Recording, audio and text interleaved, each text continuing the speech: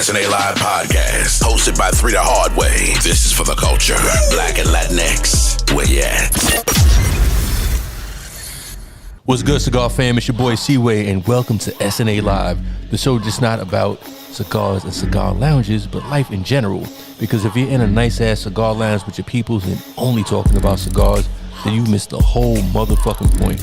We're recording live, as always, from Smoking Ashes Cigars and Haberdashery, the hottest lounge in these United States. Yes, sir. With me, as always, are my partners in crime, the GM and Leak. Say what's up to the people. What's up? What's going on? What's going on, fam? Always blessed to be here. We can now be seen on One Institution Media's platform, as we are now a part of the OIM family. Yes, we are. Today's episode number 15, entitled The Roaring 20's, the sequel. So what we're basically talking about, if those that don't know and don't know your history, what we're coming up on, we think, is another replay of what happened back in the 1920s. We think we're on the precipice of the Roaring 20's again. This time starting in 2021. Last time starting in 1920. Similar situation. Yeah. So we're going to be talking about the history of the original Roaring 20's. We're also going to be talking about the party that is about to happen once COVID is officially over and done with. We're going to be bringing Titled back what? Slutty Summer? Yeah, definitely. We're going to be bringing back our notable mention, where we're going to be profiling the illustrious Miss Josephine Baker. Perfect word. Thank you. Perfect. We're also going to be bringing back our segment, What You Rockin' With, where we're going to be talking about what we're vibing with, what we're feeling this particular week. And with that being said, as usual, cut your stick, light them up, let's get it poppin'. Welcome to SNA Live, a podcast like no other. Featuring 3 the Hard Way. You want it, you got it. Yes. We are back, episode 15, The Roaring 20's. We got a little deja vu possibly with 2020, 2021. We're gonna go back from the history to the present. But right now, it's a perfect time to get your stick, get your drink, get your seat, and let's rock.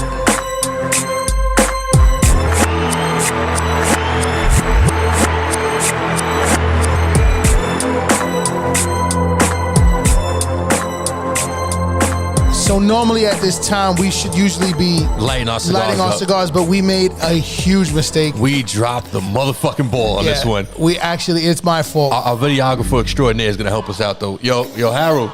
Yeah, we need you on some airtime. We left the lighter on stage. Off stage. Yeah, on the bar. Harold. You know what? I think our videographer is deep into editing already, so I'm going to get up and get the lighter, and you just start breaking us into what today's topic is. Okay. No, before we get into that, as usual, we have to get into what we're drinking. This was the first time on air for something. It's all good. Yeah, this will make our blooper reel, though. It's all, League, I'm going to let you start it off, brother. What are you smoking? So today I am going with the Black Label Trading Company. Nicaraguan company. Shouts out to the Brown family, James and Angela Brown out in Nicaragua. This is the Lawless cigar. This is a Robusto, if I'm not mistaken. Yes, this is the Robusto. Again, the Lawless. They have a lot of different cigars Lawless. That's sentimental to our heart. So this makeup, this has an Ecuadorian Habano Rosado. Love it right there. Wrapper, which is really good, tasty.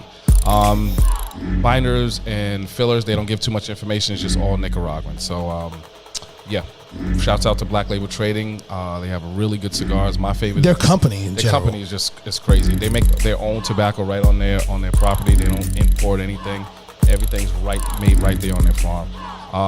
Their Salvation, look up their Salvation. That's one of my favorites from them. That's a good one also. But I think I've had the Lawless maybe once. I don't remember.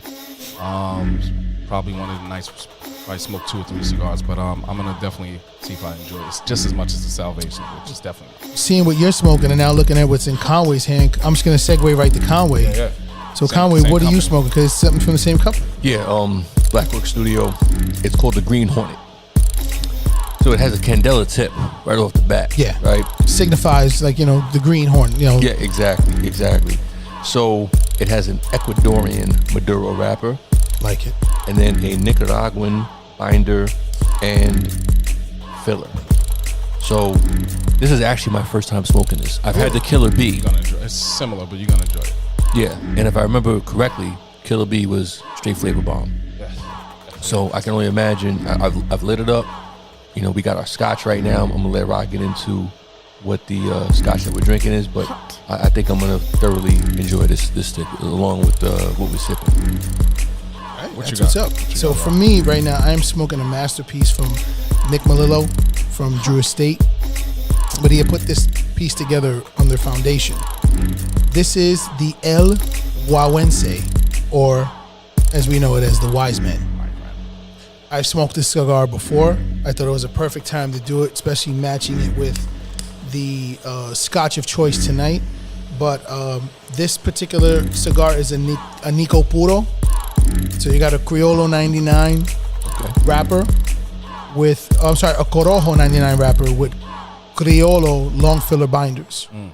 And then it has, and they're long fill, by the way, from 2011 and 2012. Okay. And you just have a multitude of different fillers. But again, amazing cigar. I've had it before. I look forward to smoking it along with this beautiful Talisker single malt whiskey. It's titled, or their slogan is Made by the Sea. It's a single malt made on the Isle of Skye by the shore of Loch Harport. So the Isle of Skye, I don't know if you know this. Go ahead, because that's why I mentioned it. They have tours where you can visit the distilleries. And I'm sure you'll be fucked up by the time of the end of the tour, but that's on my bucket list. That's our bucket list, because I definitely need to see that as well and experience that. So again, a very peaty, smoky single malt. It's got a little bit of sweetness with a pepper background on it, so it's like it's a nice mix of everything. But again, it's pairing well with, I know, this right now. And the whole slogan was respected by the seas. For those that don't know, Scotch specifically, you can kind of taste where it was distilled at. Correct. The Scotches that are closer to the coastline, it absorbs the actual salt water that's in the air. Anybody that's ever been to the beach, the second you step on the beach, you can smell and taste it at the same time. Exactly. And the Scotch, the characteristic of the Scotch, it soaks that up. So this particular one, we were talking about this off air. I initially wasn't feeling the Scotches closer to the shore because that salt seawater taste, I wasn't feeling it with the mixture of the undertone of sweetness with the Scotch. But as I've gotten older, my palate has matured, and definitely feeling it right now. Definitely. Yeah, I'm a big fan of that too. And again, because you heard in multiple episodes, I've grown out of the sweet alcohols. You know what I mean? The spirits rather. So backtrack. When I say undertone of sweetness, I mean like undertone. Yeah, very subtle. Like it's not something that's prominent. We're not up here drinking fucking peach Crown Royal or some shit like that. Apple, no. None of that bullshit. E, what up? Yeah, that's a good one. Yeah. Some pink lemonade. Oh man. What up? Yo, if you don't know, come down to Smoking Ash. Yeah, you'll find out real quick. Ak and his lemonade stand. Yeah. Those that know. Blue and red. Yeah, man. Yeah. Oh man. So all right, let's just jump into it, yo. So the history, Yeah, the Roaring 20's, man. Roaring 20's. So the way the Roaring 20's jumped off, and this is why we think it's gonna repeat itself. Before you had the Roaring 20's, you had another pandemic. You had the Spanish flu. Correct. Now here's the thing about the Spanish flu. I did like a little bit of diving into this. So it started in February 1918 and ended in April 1920. Unlike COVID, the Spanish flu never had a vaccine. It just naturally just went away. As quickly as it came, magic. As quickly as it went. 500 million people were infected. Yeah. And at that time, on the planet, that was a third of the world's population. You're talking about it was a plague. Yeah. Yeah. Pandemic. That was Like pandemic in its truest sense. Like a third of the world was sick from this. 50 million deaths were attributed to the Spanish flu. 200,000 alone in just a short span of time in Philadelphia because their dumbasses, Philly people are a little touched. They had a parade, despite the fact it was a pandemic. They had a parade. There's no masks, no social distancing. Yeah. I'm saying these are the people that booed Santa Claus. You know what I'm saying? Damn. Tell them how you really feel, Conway. Feel like I said, He's taking lefts and rights in the corner. I got people from Philly, man. Like Philly's cool with me overall, but y'all motherfuckers are special. Yeah, man. So like, it was truly a pandemic, and when it was over, so not only did you have that pandemic, you also had World War I ending. Exactly. So you had people coming home. World War I, if I'm not mistaken, ended in I think it was 1918. So they literally came home to a pandemic, and then there was quarantine going on, and then the pandemic ended, and then you had the Roaring 20s. Yep. Just starting because people were just so done with the war. They were done with the pandemic. They just wanted to just go back to a sense of normalcy. Yeah. And as of April 1920, when it was just the war was over, the pandemic was over, and it was time to fucking party. Yeah, exactly. You know, sitting in, I mean, it's 2020, 2021 is different. We have a lot more things to do to go out there. What the fuck? What did they really have to do? We have We have everything at our like disposal. just simple Yeah. things when you think of this we accommodations in a Take home. for granted that we definitely take for granted. No, we do. And Like, there was probably a lot of people who were homeless during that time too. yeah. They were still partying. They was out in the street finding some liquor. They was still partying. Because you had the hole in the wall spots. You know what I'm saying? Like, you didn't need a lot of money. Because you also hit the depression during that time too. But that was way later. Yeah. That was the end of the It Roaring was the 20s. yes. So the depression started in 1929. So the depression probably started from the overspending. It was too much Yeah. What's going on everybody's Yeah. part. Yeah. Yeah, something to take note of, by the way. If you Facts. like the greatest predictor of the future Is the history, the past. is the past. Exactly. So if anybody that is going to invest in this upswing that's about to happen, just keep note that It's not gonna last forever. Frivolous Exactly. spending could be hindrance to your your Yeah. future. your economic and financial health. Definitely. So here's something when we were doing like a little bit of research on this topic, some things I did not know. And I think the Roaring 20s, and this is just typical American. I just thought of here, just America. Oh, yeah, it was everywhere. So I didn't know it extended to Berlin, London, Paris, Sydney, Australia. I was like, oh, okay, so the whole fucking globe was partying. Because it was a global pandemic. Yeah, exactly. So it affected the entire world. I read something about Berlin. The reason I think they were the first ones in Europe because they had just finished paying off their debt from World War One. So now they had all this money and then they freaking just went crazy after that. Gotcha. Makes sense.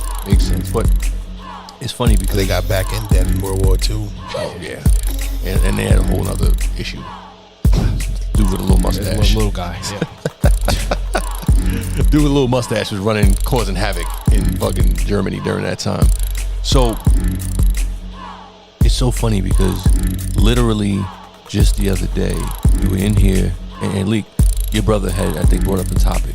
I came in the middle of the conversation, so he asked me, "Yo, C, if you could be alive during any era." He asked me as well. He asked a lot of people. Yeah. So I had said to him, oh, you know what? I said, it's a tough one, but for me, I've always been about fashion and music and just fly shit. You know what I'm saying?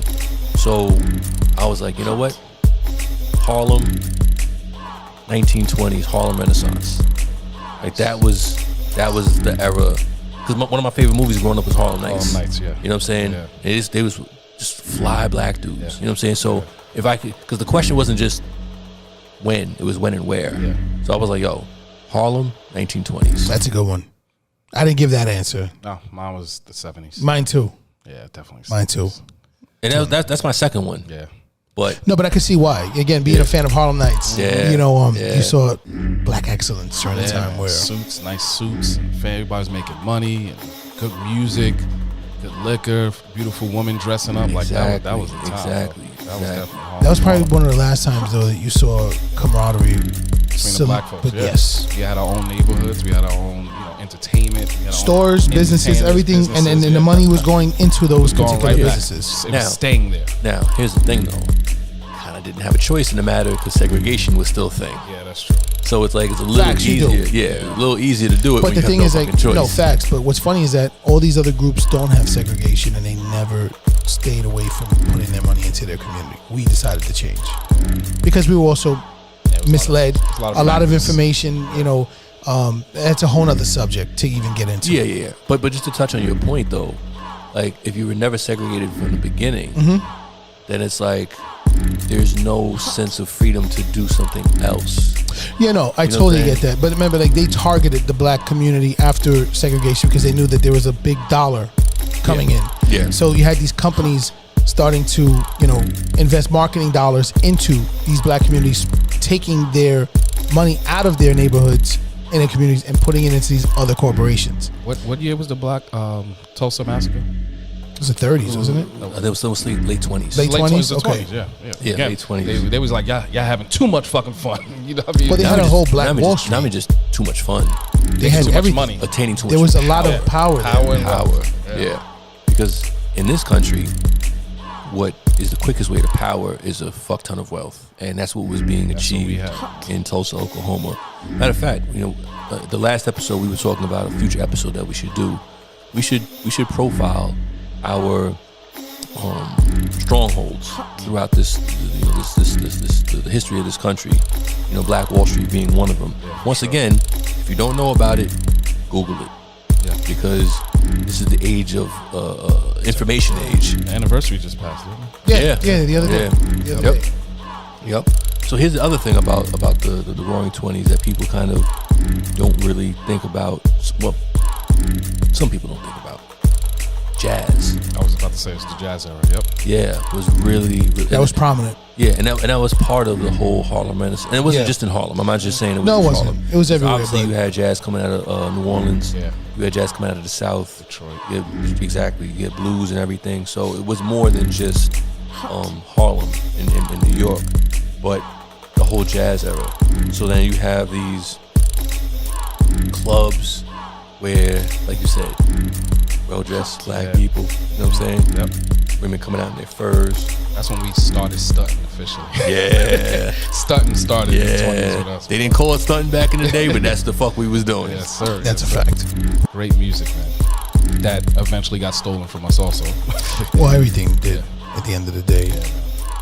There's a lot of people who, well, I don't say a lot of people, specifically a lot of white people who really look up to jazz and love jazz and have it in their house. They won't. Some of them don't admit it all the time, but jazz was a huge part of just the United States as far as music. Jazz. Yeah. It started in the 20s there. Yeah, no, but A definitely. lot of great artists came out at that But time. like the funny thing is with jazz was the hip hop of its time. Meaning they Yes, looked it at it was. as jungle music. Yeah. Yes. You know what I'm saying? Like it was just like, oh, you listen to jazz. They looked at you as less than. Yeah. Yeah, that's if a you fact. listen to jazz, they looked at you as like primitive. It was primitive music. But what they would do is they would bring scouts into our clubs. They would come to Harlem and to these areas, and they would sit there and listen to our music, and then go back out to their big cities and freaking try to mimic what the hell we was doing. And again, that goes back to history where they take our stuff, Cultural appropriation. take They- our Once again, style. they didn't have the name for it back then, No. but they was definitely doing the shit. Yeah, they were. Definitely. Elvis. I'm glad you said. I was about to say. I was like, I'm gonna leave it. Sorry, I was cleaning my. Something in your throat. Yeah, Elvis. Better now. So, in addition to just the music, there was art other than the music. There was novels being written. There were paintings being done. There were political ideologies. So you had people like Langston Hughes coming out of the Yeah. 20s. Right here. You had people like W.E.B. favorite Du Bois poet. coming out of Harlem, out of the 20s. You had a person who to this day, it still baffles me that there's not been a movie on this man. And I think I've mentioned this before on the podcast. Marcus Garvey came out of the 20s. You know what? Somebody's gonna do it. Somebody gotta do it. Well, somebody was supposed to be doing a movie on Yeah, somebody has to do that. It only makes. who they said it was. They were supposed to, but I mean, I don't know. You know, there's always a You know who would be the perfect dude to do Marcus Garvey? And I don't know if they're gonna use him because he already did Martin Luther King. Oh, this guy, the African dude. David, Yeah, I that can't. would be- I don't Adebuji. Yeah, I know. He's phenomenal. He's English too, by the He's way. British. He Yeah, actually kind of resembles him. Yeah, that would. yeah, that's my point. Yeah, Yeah, that would be a nice. He would be He's cast. not perfect. big enough. They would have to make He's him. big. They'd have to make him. You can gain some weight. Do a Robert De Niro. Remember what De Niro did in the Untouchables? Put some heels on him. He's just a very little man. Yeah, he's short. Like he's very little. Some heels I don't know if Garvey was a chubby dude. I don't know if he was a big dude. No, maybe that horse that him on the horse always made him just look bigger. Looked like a big dude. He did though. Like Robin Yeah, you're Harris. stupid He's like for that, Robin yo. Harris. Robin Harris would have been the best one to play him. Oh, that would have been good. But no, I get It you. would have been a fucking comedy. Yo. It would have been made I a know, mockery. I know. But no. Damn, test tube, baby. Fuck yeah, doing it here. No, you're right though. I mean, he is a phenomenal actor. But again, the Roaring 20s also spiked a moment in influx of money Yeah, being spent, and also businesses. yeah. Women. And specifically in the U.S., vehicles, cars became really big also. Yeah, that in the 20s. started like the trend there. Ford. That's where Ford kind of made their name, and they just started just producing and just Mass producing, mass yeah. producing a lot of vehicles. I think like 27 million cars or something were freaking. The most iconic picture I remember in my mind was of Miss Madam C.J. Walker, Yes. the first black billionaire of her time. Yeah. applause. If you don't know who she is, you definitely gotta look up. There's an iconic picture of her and her girls strolling in one of those Fords, all decked out. Nice. Now, if I'm not mistaken, this Walker was awarded her master's property when he had passed. Okay. That's how she started her her empire, so to say. Okay. And she amassed a large amount of land. The land had value. She did things with it, and she was the first black billionaire, I think, during that time frame too. I gotta double check, but I know it was way back when. Yeah. Once again, if you don't know who we're talking about, number one, shame on you. Number two, Google it. Because once again, there's no excuse not to know stuff now. And if you don't, look, there's no judgment if you don't know it, because obviously you can't know what you don't know, right? But if we're putting you onto it, and then you choose to just be like, I don't really want to check that person out or whatever, now it's on you. Yeah, do your research. So she was actually before that, right before. Just give you a little backdrop. She was born in 1867. She died May 25th, 1919. She's the first one that they gave this title to. She was an African-American entrepreneur and a philanthropist of her era. That's big. Okay, so it says a lot, man. It says an awful lot. What year was she born? 1867. So it was right after slavery ended. Yeah, that's how she was awarded the property right, as well. Right after. So considering she came from that and the heights that she rose to, like the bravery, the fortitude, the just the belief in yourself to do it in those times, it always just inspires me. Yeah, Because we talk about, microaggression, we talk about cultural appropriation, we talk about this, that, and the other.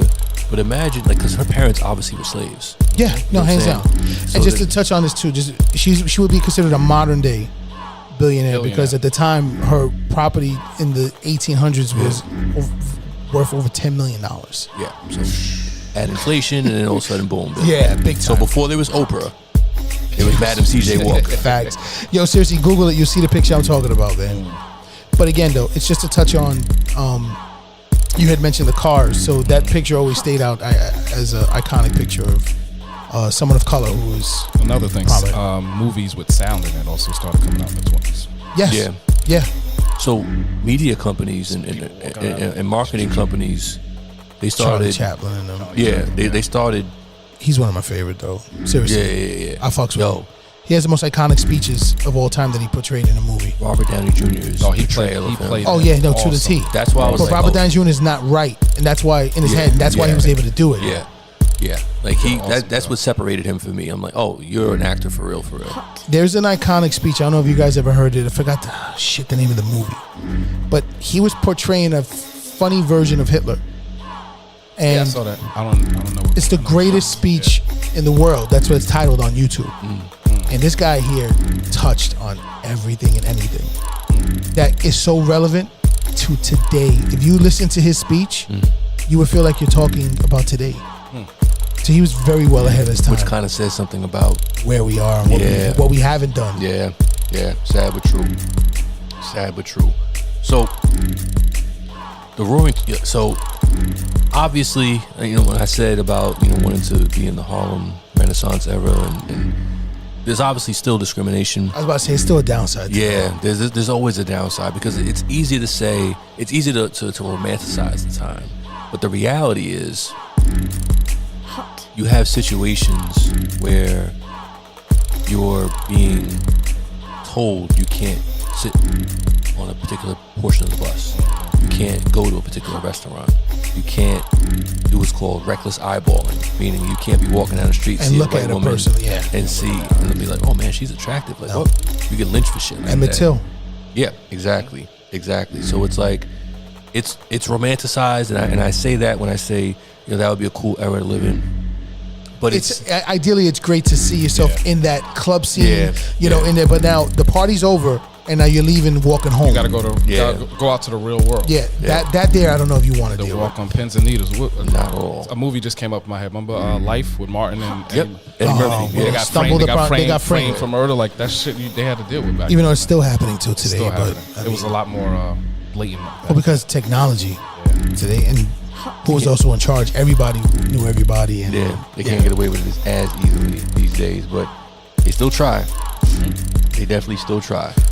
So we got to get into our notable mention segment where we're honoring, as I stated before, the illustrious Miss Josephine Baker.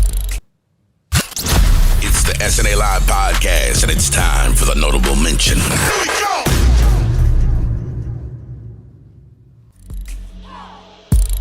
And we're back with our notable mention segment. As I stated before the break, we are profiling Miss Josephine Baker.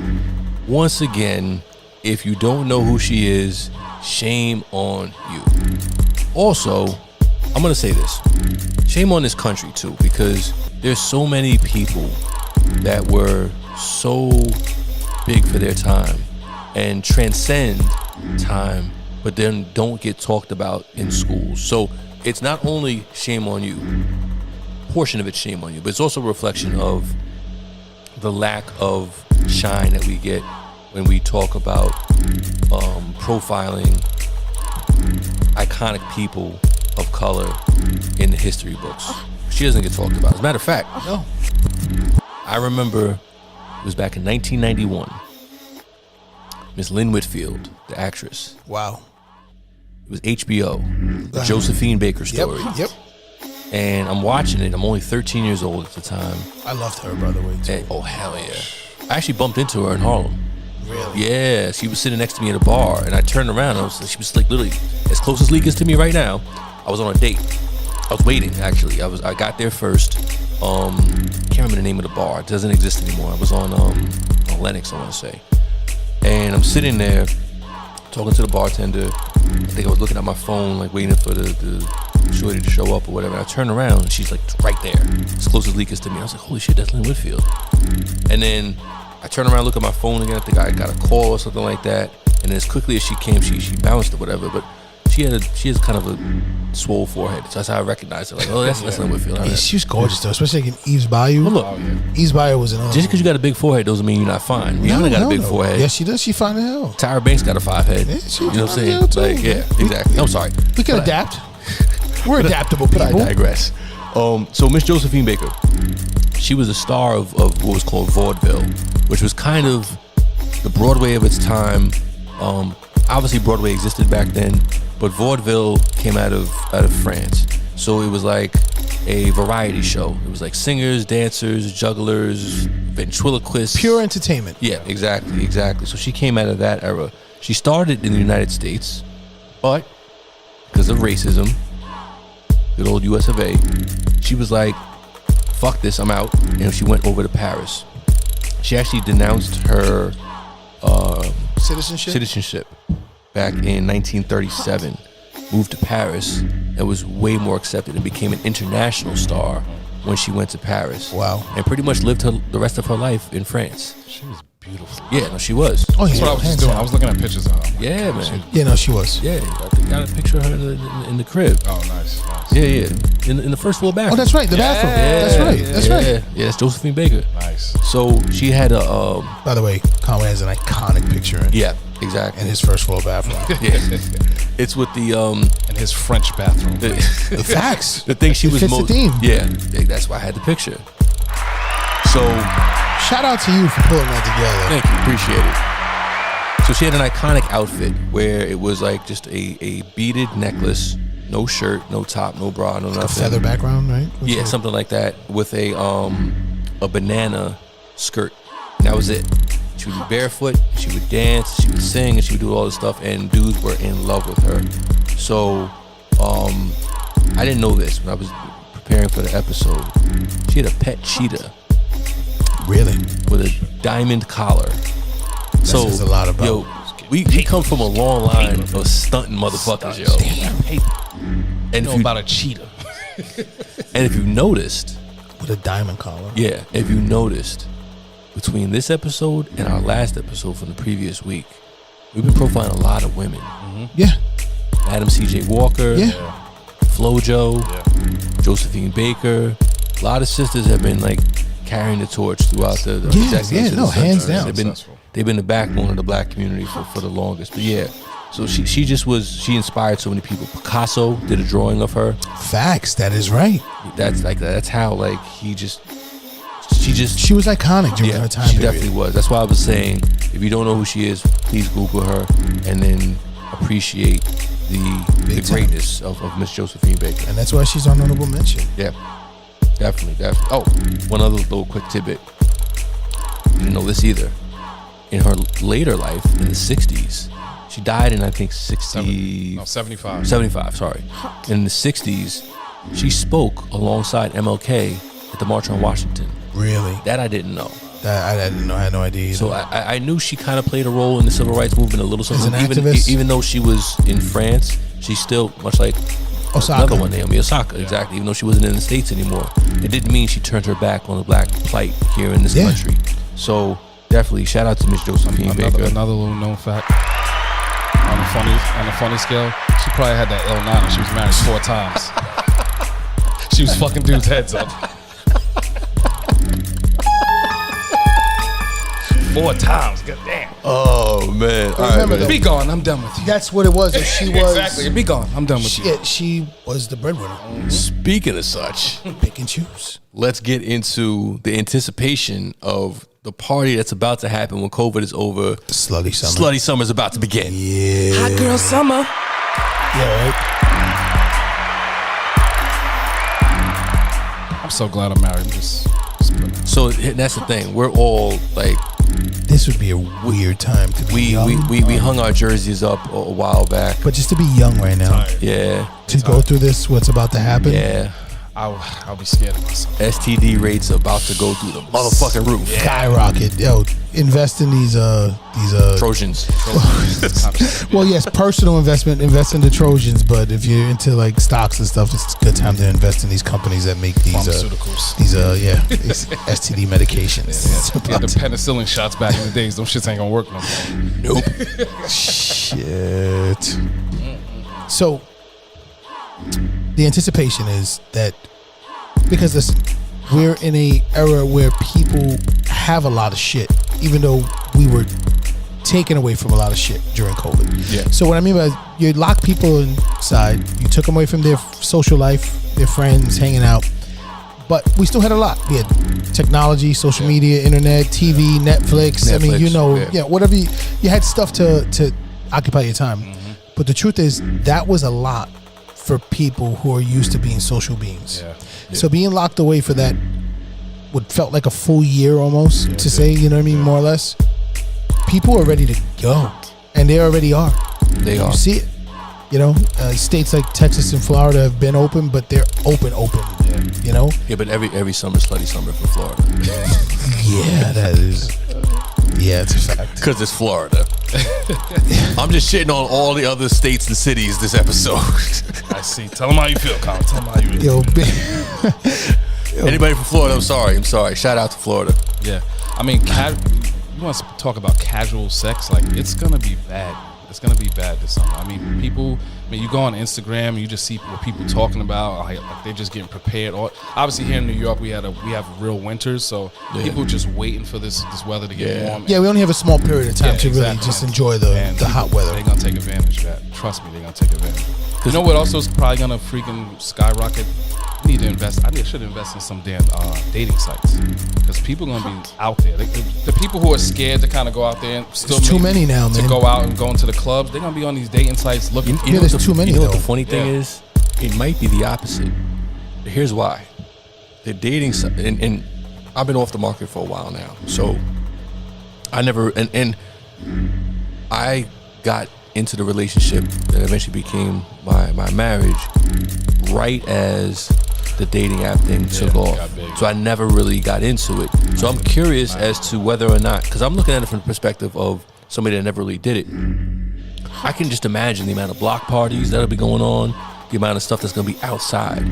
So I don't know if the people are going to be inside looking to find things, they want to go outside to see people. I guess I'm thinking about more of those people who just kind of like introverts who are scared to kind of go out there. To stick to that point a little bit though, the people who were naturally on the border before, like, you know, the friend you have to force out, now putting them inside for a year, they regressed or digressed rather. They might be ready. They've gone back. So that might be a segue into getting them out in the open, where they can meet somebody online, talk to them a little bit, you know, and get out. Again, this is like you said, mentioned this. Regardless, even if I had been single, I would have never ventured into online dating. No. It's something that I can't relate to. I don't understand it. For me, it takes away the thrill of the hunt. Well, that's what dating really was, though. I get it, though. It's true, though. It's a thrill in like the pursuit. It's the literal shooting fish in a barrel. Yeah. It's like, that's not fun. Like, Yeah, you're right. For me personally. No, you're right. It's just not fun. I agree. I agree with you. I agree too. I agree with you as well. So, but like I mentioned to you before, the dating sites are blown up. I just noticed the other day that Facebook now has they have Match. They have some dating. it's They like just started a dating site on Facebook. Facebook is freaking sharks, man. They know how to jump on anything. Any trend that's going on, they jump on. But the thing is this: at the end of the day, you had a group of people who were forced inside, and now with the opportunity to come back outside. Think about the single people who were locked up during this COVID I was time. just about to say that. You know, so it's one thing if you have a significant other, or you live in with your girlfriend or your boyfriend, you at least have somebody there to experience it. But imagine those that were single during this time, just in the crib, dolo. I mean, us as lounge owners, we're seeing it firsthand, because we have people coming here. We have people coming here specifically just to find somebody. You know what I mean? Well, we had people coming in here to just feel what it's like to be alive again. Because this past year was tough, and you could talk to almost anybody. Almost everyone you talk to lost somebody in some way or form over this last year. So, you know, it was tough on a lot of people. And the thing people, I think, sleep on is, my pops always said something to me. And when he said it, I was a little younger. I was a lot younger, and I didn't really grasp the concept until I got older. He said that people always say the three things that people need are food, clothing, and shelter. And he's like, they're missing one that's not talked about, and that's human interaction. Companionship. It's actually needed. Because if you look at the studies of people that do solitary confinement, they're mentally fucked up after that. Yeah, we know that for a fact. You know, we had exactly. We had a couple close people that have had that situation. Exactly. So, and I think there's legislation to ban it, because it falls under cruel and unusual punishment. It is, though. We're social beings. Yeah, exactly. So I understand you want to punish somebody, but doing that, it's literally damaging them longer term than it is trying to fix them. Exactly. So because it's necessary. Those single people you were talking about, they're just itching to get out. Yeah, rightfully And so. Dudes, if you had problems getting some, believe me, standards are gonna be lower this summer. Oh, everyone's got a chance. Slutty summer is Everyone about has to got pop a off. chance. Shout out to you and your chance. I read a quote. It said, "After plagues, there's a party at the end, and there's about to be a party." Yeah, no, there is. Definitely about to be a party. And people who are in the major cities, the New Yorks, Phillies, the Houstons, the Dallases, the LAs, like, it's about to be bananas. If you're a club owner right now, like, get your bottles on deck. You know what I'm saying? Like, get ready to have that stock, because what's about to happen, I think, is the stunting. Because in addition to lack of social interaction, there was a lot of money being saved. Yeah, safe, exactly. Because people weren't going out. And a lot of money being stolen on PPP loans. Yeah. I hope y'all out there, y'all. Get lawyered up. Yeah. Hit me up, 212-405-2233. Shameless plug. Martindale and Associates. Martindale and Associates. 295 Madison Ave. 12th floor, New York, 10017. You will need it. 'Cause, representation you had your fun, but it's about to end. from Martindale and Associates. Commercial. Ba-doom. Have them do your commercial. No, it's Them motherfuckers that bought Lambos with your PPP loans. Oh my lord! that's how you know people was fucked up. Like, dudes wasn't even thinking. Like, Well, because they thought that it was so out of control that I can get away with this. They're not gonna get a grasp some on people it. thought the freaking world was in it. Say, I'm gonna go out with a bang. Fucking shit. Yeah, Everybody. but that's some fucking died. Armageddon shit. Yeah, you remember straight- Armageddon yeah. when Homeboy took the loan for like $100K and he spent it on strippers? He was like, "Fuck it, the whole world's gonna die. Yeah. Fuck, I'll take the loan out." You know what you just reminded me of? You remember that clip that went viral of the dude that won the lottery, and the reporter went up to him, and she was like, it was a female reporter. She was like, and we're here live at such and such. Was She it a black dude? No. It was like some old, not old, but like maybe in his like late 40s, early 50s. Just thinking about Dave Chappelle. Degenerate looking white dude. And she comes up to him. She was like, you know, we're live at such and such, you know, gas station or 7-Eleven or whatever it was, with the new lottery winner. Hey, now that you have these lottery winnings, what are you gonna do? And he was like, man, I'm spending this on hookers and cocaine. Oh yeah, I saw that. That's right. I remember that. Oh, that was iconic. Yo, It's true. he threw her off so She bad. had no clue that was There coming out of his no mouth. response. Back to you, Tom. Yes. Yeah. And on that note, back to the weather. My man kept it extra funky. He said hookers and cocaine. Now, it's facts, though. For someone you give, again, that's why most of the people that win lottos, they don't stay rich. They get their money and it's usually spent right away. That's crazy. But again, sticking on topic, Yeah. I'm just happy. Not seeing it, 'cause I would probably lose my mind going on. With everything that's about to go on, I would lose my mind. but just first take into consideration you being locked up dolo. Like I said, I get it. I definitely get it. You know, so imagine, damn. I have older young kids.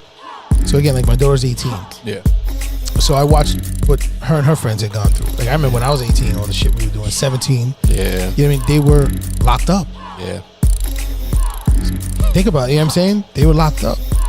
So, you know, You know what's crazy though? What I just thought of? That's going to kind of shape their future to a certain extent. Not necessarily long term in their 30s or 40s, but definitely for their 20s. in the incipient stages of this new world we're living They're in. going to appreciate their freedom so much more than what we would have, because when it hit, we're in our 40s or just turning 40, and we lived our life to a certain extent, you know what I'm saying, in terms of that single life. You know, we're all married. You guys are married with children, and you kind of had your time. You know what I'm saying? We had our time. Yeah. Yeah. The time that we could relate most to would probably be 9/11. Yeah, it's very similar. Especially up here in New York. Not just so much for the world, even though the world Yeah. was on watch, but when you were living in New York, Yeah, different story. everything got shut down. Yeah. Yeah. I'm scared to go out. You know, There was no something- going know out. something Yeah, else no. was gonna There was no happen. going out. Yeah. It was a shorter time period, obviously. It was, But, yeah. but it's the closest thing. Yes, I agree. And that was something that we could relate to because of our age bracket, you know? So 21 years old at the time, 9/11. Yeah. So, I mean, that was me at least. I was 20. Yeah, we was thinking more about violence at those times. 22, I was thinking, yeah. you're gonna have to go out in the streets with guns and shit. So Yeah, which is kind of reminiscent of now. yeah. You know, so I mean, it's not too far off. Yes. So let me ask you something. Considering we're at this age and we're not in the single dirt dog years of our lives, what are you looking forward to the most when things are just like all the way open? Opportunity, as far as what's the saying when There's blood on the there's streets. blood on the streets?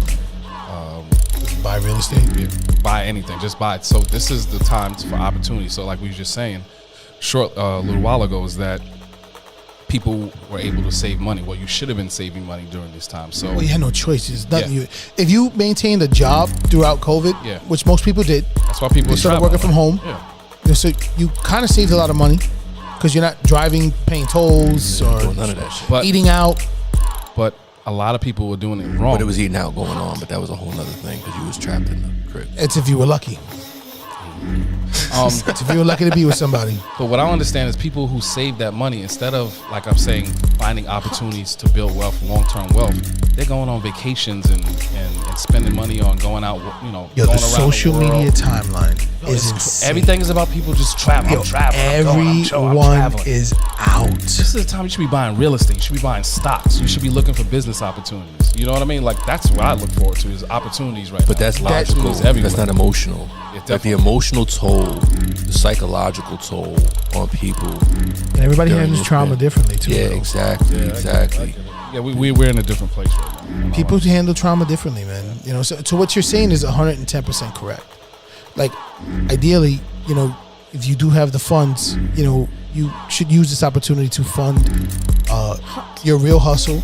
You know, you can use your side job or your job in general to fund your side job. I spoke to a lot of people who were thinking about these dreams of starting their own businesses. They had a lot of time to sit in their house and come up with business. I actually but I gave advice to somebody about, this is the time where you should be sitting in your house writing down your goals and your plans. You know why that and your works out the opportunities. most too?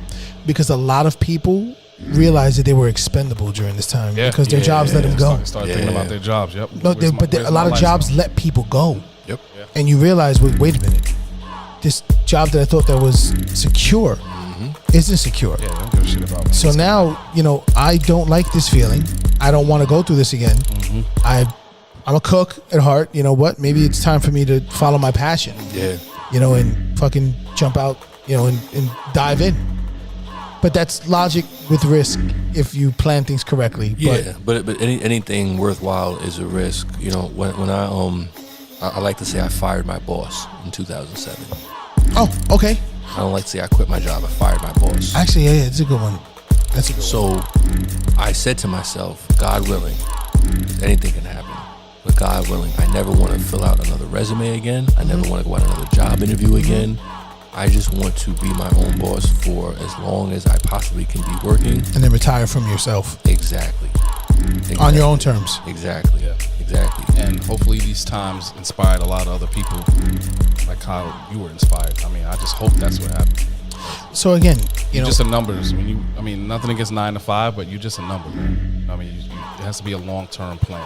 well, listen, I'm not anti 9 to 5 because if everybody's an entrepreneur, Yeah. then we have nobody to hire. Exactly. facts. That's true. Wow. Yeah. Who are we gonna hire if everybody's a fucking entrepreneur? That's a good one. But at the end of the day, most people, they don't want to jump into something risky again because they just came from something that was already traumatic. And the reality is, entrepreneurship is not for everybody. It is Definitely not. Listen, It is not for the faint of heart. a lot of people showcase their bright side. If you follow social media a lot, you'll always see like all these amazing positives out of somebody. You know what I mean? And it's something that I actually thought about talking with you guys to do. But if you really showcase more of the growth instead of the successes only, And the grind.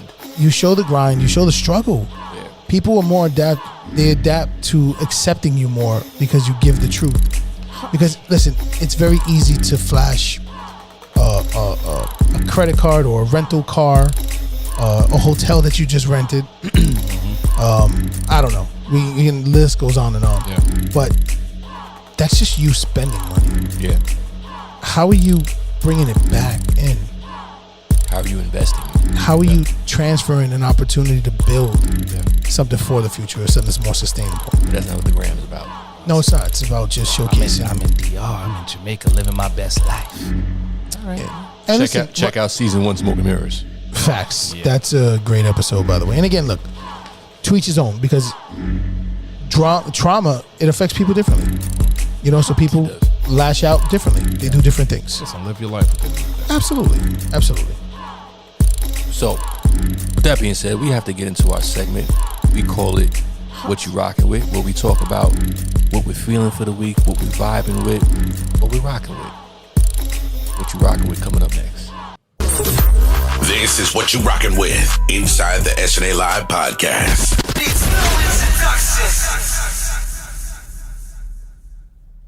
And we're back with What You Rockin' With. We're going to let the GM set off this segment. Brother, what are you rocking with this particular week?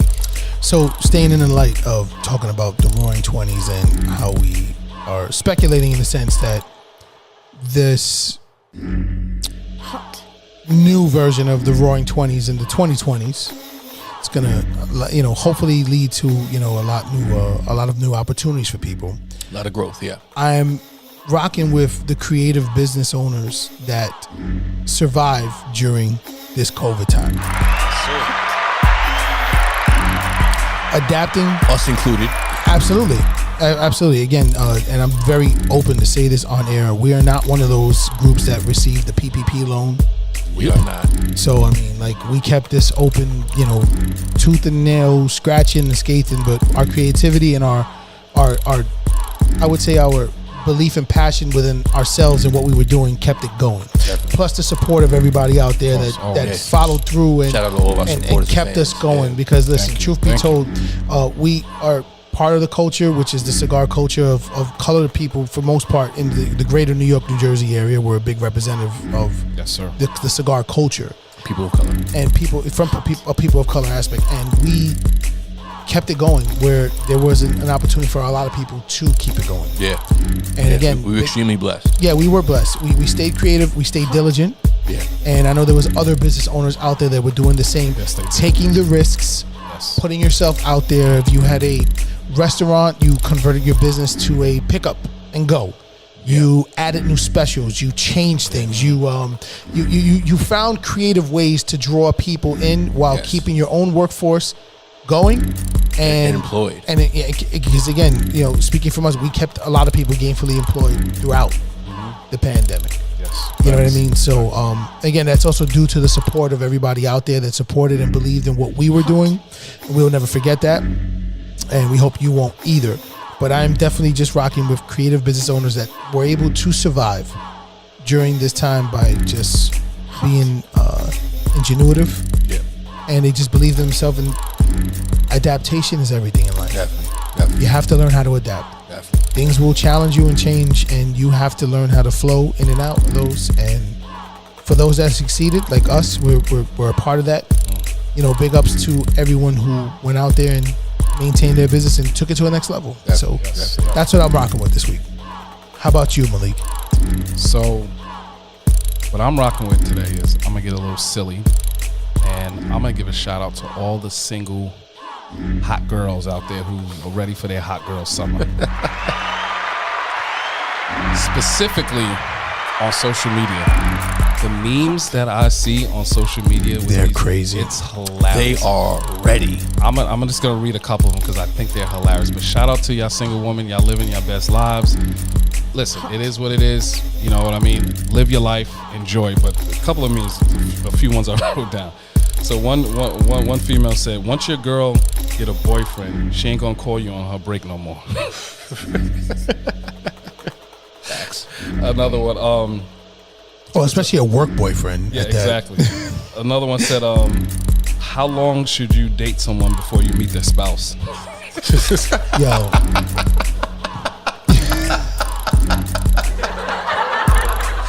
Yo, That was a good one. y'all are very. It's funny. Yo. It's funny, but no. Shout out to all the females. Wait, out there. time out. We got a laugh track? Yo, I didn't even know that shit. Yeah, Okay. bring that back in a couple of times. But yo, shout out to y'all. Live your best life. No judgment here. You know, live your life. Especially if you're single. You listen. I feel like we've turned into like psychologists here, and we have to, Yo, you're not lying about that statement. Right? No, Like, that is a true listen, statement. we all Not married, at but all. you know, women But come to us. usually the bartender gets that role. yeah, And yeah. even though we're not bartenders, we get it. but we have a nightlife spot We here. hear a lot of stories, and we hear the trials and tribulations that a lot of these women are going through. Men too. Dudes, step your game up, because these women out here looking for guys who can, step up and be a Be man. normal? Be a man, and Just be normal. you're causing them to be hot girls right now, because there's not shit out there for them. So I just want to shout out all the ladies who are out there. Have fun, enjoy yourself, do it safe. Don't wild Once out. again, we're off the market, so Yeah, we yeah. appreciate all the love and The admiration, yeah. but we're off the market. But we'll listen to your stories and we'll give you advice. I know I'm big with that. I'll give you some advice or whatever was going on. But shout out, live your life, ladies, and you're providing a lot of entertainment for me, because I think it's hilarious. Actually, starting next week, we will set up Malik with his own table. Yeah. And it will be $10 a session for 10 minutes. I'm gonna have my shades on, even though I don't wear glasses. I'm He's gonna he have has a suit on and a Swami hat. Remember Swami from like Pee-wee's Playhouse? Yes, The Swami? yes. I'm gonna have my notebook, and you need some advice. Mecca like a high, Mecca high, Mecca, Lecca, high, Mecca, honey, ho. Shout out all the hot girls. Enjoy yourselves, guys. Listen, you only got one life. Just do it safely. Slutty summer on deck. Slutty summer on deck. So, Kali, what are you rocking with? So to keep it the theme consistent with the Roaring 20s. So y'all know I'm a big Sopranos fan. But one of the other shows that I was in love with until the last season, man, they fucked it up in the last season. But up until that last season, Boardwalk Empire. Oh, okay. Oh, that was my shit. Okay. I stopped watching after the second season. But Nah, you gotta watch it all the way through. Yeah, okay. And so I'm a big just fan / like enthusiast of just that era of the gangster era. You know what I'm saying? Because that's when La Cosa Nostra really cemented itself with Lucky Luciano, Meyer Lansky, Bugsy Siegel, all them dudes, where they really took an opportunity and was like, fuck it. We are gonna make this money by hook or by crook. You know what I'm saying? They just were like, we have an opportunity. And for those that don't know, so Boardwalk, it's so funny how time flies by. That was like, what, 6-7 years ago? No, longer, bro. Way longer. Way longer. Yeah. Boardwalk Yeah, Empire came that- out a long time ago. That's bro. what I mean when I say time flies Early by. 2000s, maybe? More maybe Yeah. into the early 2000s, but Yeah. it was definitely single It was digits. like 07, 08. 07, 08, yeah. That's what it was. Okay. Yeah, No, it's been out for a while, man. yeah. So it takes place in Atlantic City. There's a Shout out Jersey. yeah. It profiles a man of power. He's not even I think he has a political office, but he's not the mayor. You know what I'm saying? That's But the he- androgynous. What's that word? but he- Androgynous. That main character. He's like an androgynous character, meaning he has features that are both female and male. The main character. Nucky Thompson? No. Who played him? Oh, wow, what's his name? Steve Buscemi. Steve Buscemi. Buscemi played him. Yeah. Thinking about the other guy from Peaky Blinders. Sorry. Oh yeah, that's a different show. So he used his, first of all, he had his office in like the most Brothel. it was a high profile hotel. Remember that? Yeah, I'm sorry. Yeah. He owned the brothel. Yeah, exactly. Yes. So he was a politician, but he was a crooked politician. He Basically ran the city. pretty much ran the city. Like, once again, was not the mayor of the city, but he ran the mayor. You know what I'm saying? Exactly. And he bumped into and they had the characters of Lucky Luciano and Meyer Lansky, because they there were casinos down in Atlantic City. So obviously wherever the money is, the mafia was gonna follow. Yeah. And you just had all these storylines. Meyer Lansky, the godfather of casinos. Yeah, because he was running shit down in Cuba He's the one that with basically Batista. created the model Yeah, for them to follow. exactly. So it was just, and it's a show. As we were doing this episode, I was doing like the little notes for this episode. I was like, damn, I gotta go back and watch that show. Such a great Yeah, show. no, you're right. finish it. I I actually gotta got finish I actually have to watch it. I never watched it. I gotta finish. You've never seen Boardwalk Empire? Oh wow, The first 2 seasons. Yo. Fucking awesome. you would thoroughly enjoy it. Thoroughly. Definitely, when we get some downtime. It's definitely They something also on showed list. the black gangsters also. Who's Yeah. the dude name from Brooklyn? The dude with the scar on his face? Williams is his last name. Yeah. The dude that played What's his face in The Wire? Wire, yeah. Shotgun. Yeah. Yeah, but he ran the black mob basically. Yeah, exactly. So they So showed all aspects. They even had a Marcus Garvey character. The dude Jeffrey Wright. Oh, that's right. You only see the first two seasons. So they had a Marcus Garvey like character. Yeah. I gotta catch They up. didn't. His name wasn't Marcus Garvey. Of course not. He was a little crooked. He was dealing some H on the side. You know what I'm saying? But he was talking about that Back to Africa shit. Got you. So that's what I'm saying. It was a Marcus Garvey like character. I gotta finish that. Amazing show. If you haven't checked it out, check it out on HBO Max. I guess it would be now. But yeah, that's what I'm rocking with this week. Boardwalk That's what's Empire. up, man. All right. Yeah. You should be able to find that on demand. Yeah, What's like that, I said, HBO HBO or- Max. Yeah. HBO Max. Yeah. So, once again, we appreciate you joining us on this journey. This is the conclusion of this particular episode. You can find us on Instagram. You can find us on Facebook. You can find us on Twitch. You can find us on Twitter. You can find us on our YouTube page. We're on Castos. We're on One Institution Media's platform. Basically, find us, listen to us, chime in, talk about what we're talking about. Give us your opinion on what we're talking about. Even if you want to chime in and be like, yo, you dudes are assholes. I don't even fucking like y'all. We want that smoke. That's cool. That's 100% cool. We are perfectly fine with that. And in the words of Miss Shirley Chisholm, if they don't give you a seat at the table, bring a folding chair. Be out. Peace.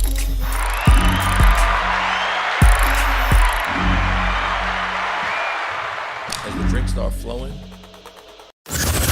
You have just listened to the SNA Live Experience. We want to thank you for tuning in with us. We'll be back with another episode.